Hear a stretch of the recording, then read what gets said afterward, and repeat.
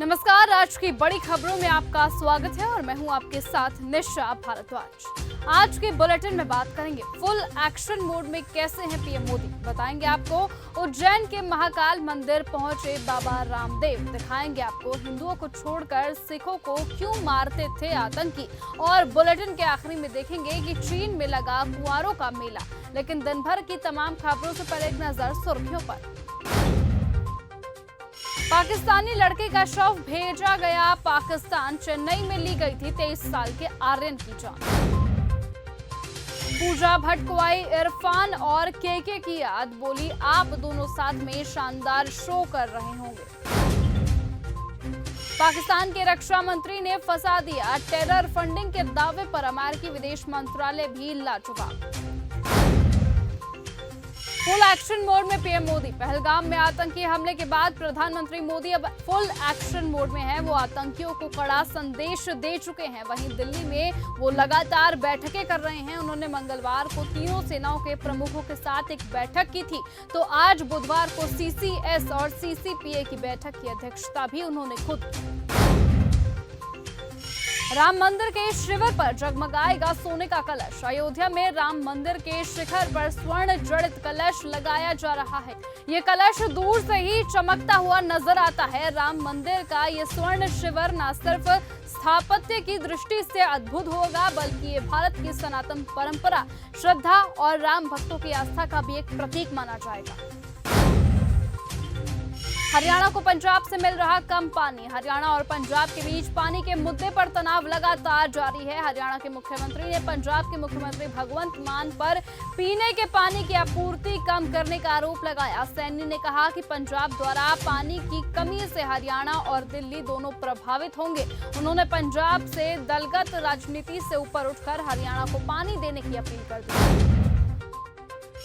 उज्जैन के महाकाल मंदिर पहुंचे बाबा रामदेव। योग गुरु बाबा रामदेव ने उज्जैन के महाकालेश्वर मंदिर में भस्म आरती में भाग लिया और बाबा महाकाल का पूजन किया। उन्होंने आतंकवाद की निंदा करते हुए भारत की सुरक्षा के लिए प्रार्थना की। बाबा रामदेव ने राष्ट्रीय एकता पर बल दिया और योग को आत्मिक शक्ति का केंद्र बताया। उन्होंने अक्षय तृतीया पर महाकाल के दर्शन से अनुभूति होने की बात भी कही। घर में तलवारें और चाकू रखने चाहिए। पहलगाम आतंकी हमले के बाद आरएसएस नेता के प्रभाकर भट्ट ने हिंदुओं से आत्मरक्षा के लिए घर में तलवारें और चाकू रखने का आग्रह किया है। उन्होंने कहा कि 6 इंच से कम आकार के चाकू के लिए लाइसेंस की आवश्यकता नहीं होती है। भट्ट ने हिंदुओं को आतंकवादियों से डरने के बजाय साहस दिखाने और अपनी सुरक्षा स्वयं करने का आह्वान किया है। एक पति की 4 पत्नियां। एमपी के कुटुंब न्यायालय ने मंगलवार को गुजारा भत्ता आदेश के बाद हंगामा सा मचा दिया है। 4 शादियां करने वाले एक शख्स की 2 बीवियां कोर्ट के अंदर एक दूसरे से जाकर भिड़ गई थी। दोनों के बीच जमकर मारपीट हुई, जिसका वीडियो भी अब सोशल मीडिया पर वायरल हुआ है। हिंदुओं को छोड़कर सिखों को मारते थे आतंकी। पहलगाम आतंकी हमले पर पूर्व मुख्यमंत्री गुलाम नबी आजाद ने कहा कि पाकिस्तान को सबक सिखाने की जरूरत है। उन्होंने देश में एकता पर बनाए रखने पर जोर देते हुए सुरक्षा में कमियों पर चर्चा करने के बजाय उनकी ओर से की जाने वाली निर्णायक कार्रवाई पर फोकस करना चाहिए, ऐसा उन्होंने कह दिया। पीएम मोदी की छूट से और घातक हो सकती है सेना। पाकिस्तान पर एक्शन के लिए भारतीय सेना को फ्री हैंड मिल चुका है। पीएम मोदी ने किसी भी कार्यवाही के लिए सेना को खुली छूट दे दी है। पीएम मोदी से लाइसेंस मिलने के बाद भारत की सेना और घातक हो जाती है। चीन और पाकिस्तान इसका सामना कर चुके हैं। हिंदुस्तान के जाबाज दुश्मन देश के घर में घुसकर हमला करने का मुद्दा रखते हैं और यही वजह है कि पाकिस्तान जवाबी कार्यवाही के डर से अब कांप उठा है। बेटी पैदा हुई तो पिला दे मच्छर मारने की दवा। मेरठ की एक महिला के साथ उसके पति और ससुराल वालों ने क्रूरता की सारी हदें पार कर दी। बेटी के जन्म पर उसे मच्छर मारने की दवा पिलाकर सड़क पर छोड़ दिया गया।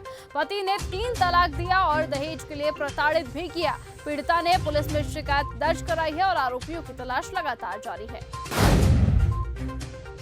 पाकिस्तानी लड़के का शव भेजा गया पाकिस्तान। चेन्नई के एक अस्पताल में इलाज के दौरान पाकिस्तान के नागरिक सैयद आर्यन की मौत हो गई है। उसकी मां की अपील के बाद उसके मेडिकल बिल, पेमेंट्स और ट्रैवल की व्यवस्था के बाद उसे कराची भेज दिया गया है।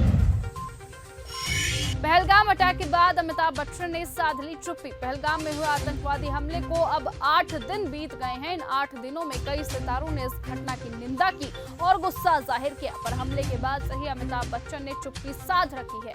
एक्स पर वो जिस तरह से रिएक्ट कर रहे हैं उससे साफ है कि उन्हें इस घटना से कोई गहरा सदमा लगा है। केसरी 2 ने क्रॉस किया 70 करोड़ का आंकड़ा। अक्षय कुमार और आर माधवन और अनन्या पांडे स्टारर फिल्म केसरी 2 को फैंस से काफी अच्छा रिएक्शन मिल रहा है। फिल्म बॉक्स ऑफिस पर भी धमाल मचा रही है। अब फिल्म ने 70 करोड़ रुपए का कलेक्शन कर लिया है।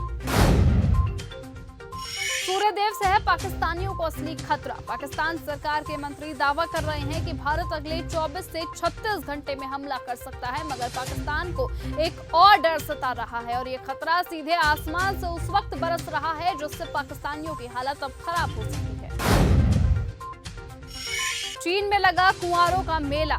काम का प्रेशर, तेज रफ्तार जिंदगी और टूटी पारंपरिक रिश्तों की सोच, इन सब के बीच चीन के युवा अब प्यार की तलाश में एक अनोखा रास्ता अपना रहे हैं। डेटिंग एप्स और पारिवारिक रिश्तों से परे अब लाइव वीडियो डेटिंग शो ही प्यार पाने का नया सहारा बन चुके हैं।